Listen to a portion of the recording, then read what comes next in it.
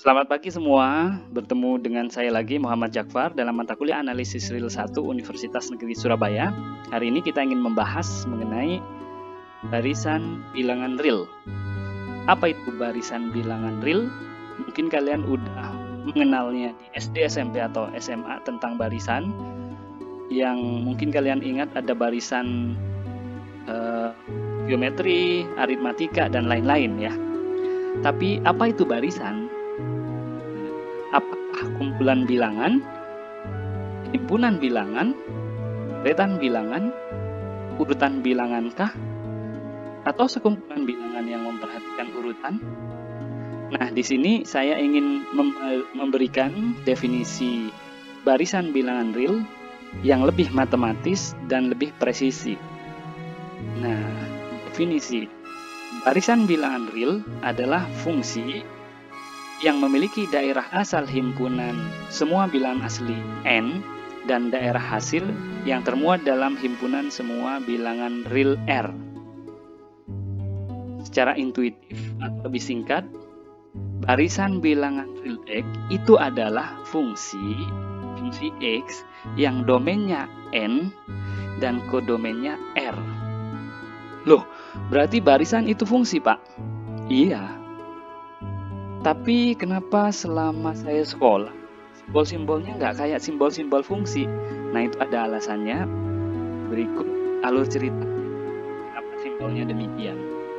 Jadi, barisan itu adalah fungsi yang memetakan N ke R. Ya, karena dia fungsi berarti bisa kita tulis dalam diagram dong ya. Ini domain, ini kodomain.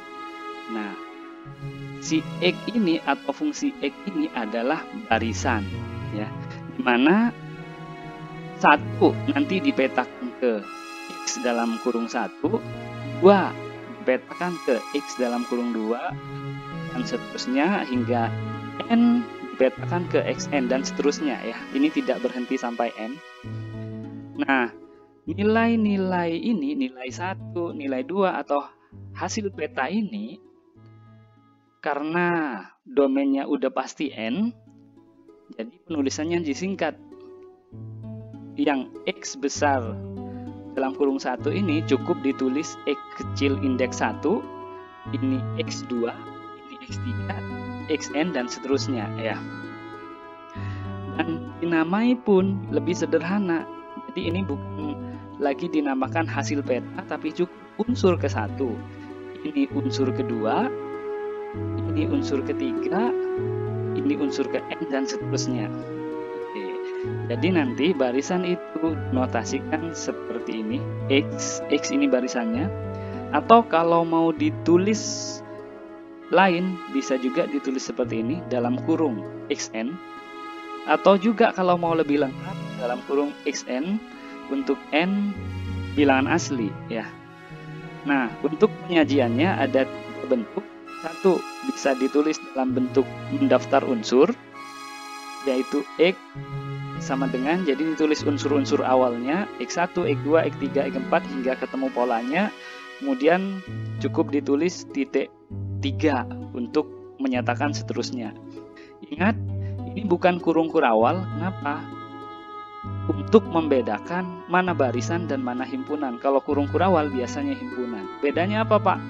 Kalau barisan urutannya diperhatikan, tapi kalau himpunan tidak ya. Jadi himpunan 1,0 bisa ditulis 0,1. Bentuk kedua yaitu cukup tulis dalam bentuk rumus X sama dengan dalam kurung XN. Bentuk yang terakhir bisa ditulis dalam bentuk rekursif. Rekursif itu menyatakan suatu relasi antar suku-suku gitu ya. Contohnya X1 diberikan, kemudian Xn sama dengan 2Xn-1. Ini artinya suku ke N nilainya sama dengan 2 kali suku sebelumnya. Oke.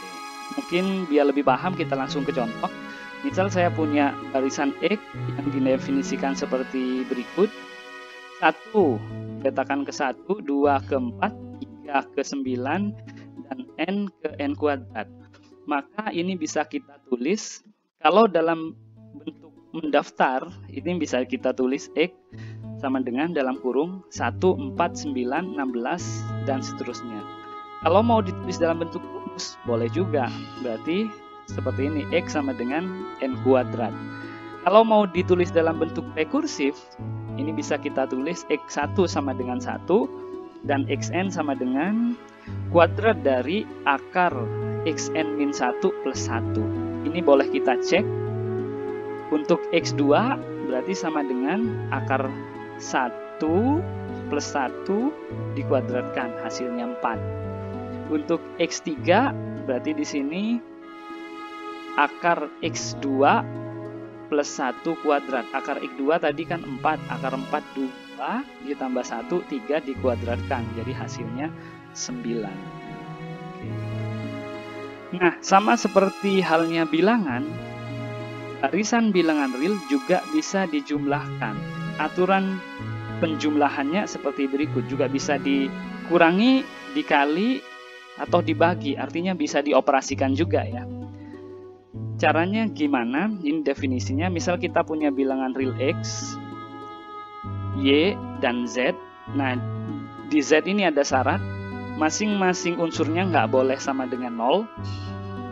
Maka X plus Y itu didefinisikan sebagai barisan baru di mana unsur-unsurnya diperoleh dengan menjumlahkan unsur-unsur yang seletak. Begitu juga pengurangannya, perkalian skalarnya, dan pembagiannya. Khusus pembagian, kita hanya bisa membagi barisan pembaginya itu harus mempunyai syarat unsur-unsurnya nggak boleh ada yang sama dengan 0. Gitu ya. Langsung ke contoh saja.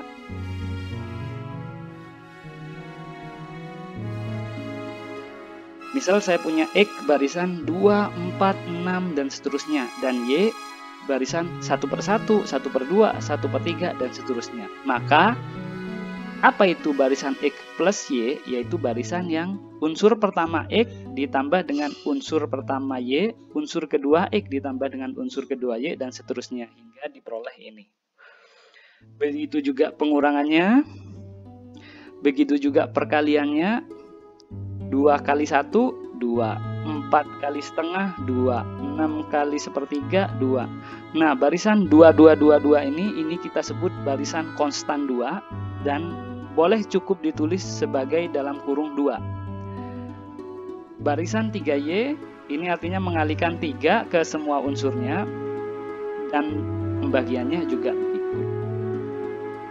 Oke, sampai di sini materi kita. Terima kasih, dan untuk lebih paham kalian bisa mengerjakan latihan soal, bisa diambil dari buku Bu Manu, bisa juga diambil dari buku Bartel ya. Kalau Bu Manu ada latihan 2.1, kalau Bartel ada latihan 3.1. Oke, sampai jumpa.